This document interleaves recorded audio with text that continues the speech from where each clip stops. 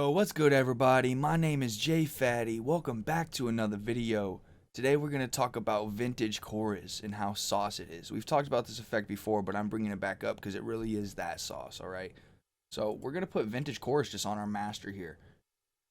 It's going to add so much sauce to this beat. If you don't see it, go to more plugins and search for it. It's a default plugin, but they added it not too long ago and a couple updates ago, so you might have to make sure you update FL Studio. But let's play this and just mess with it. We can either go to the mode 1, mode 2, or edit our own mode. I like to go to the edit mode. Gives you a lot more control.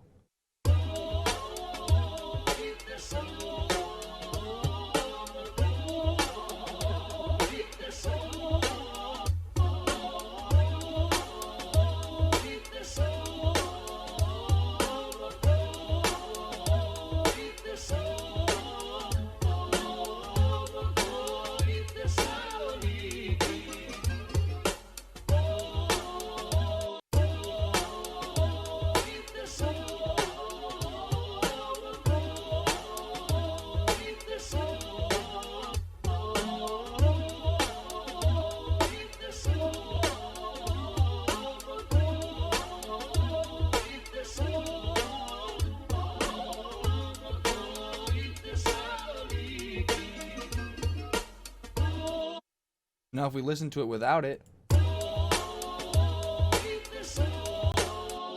it sounds a lot more just new. You know, it sounds clean. But if we want that vintageness, that nostalgia, put this on.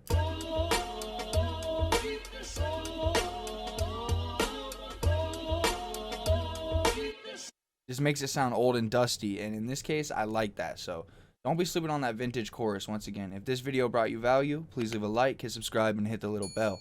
Make sure you stay safe, stay striving, and always be getting it. Much love, y'all. Peace.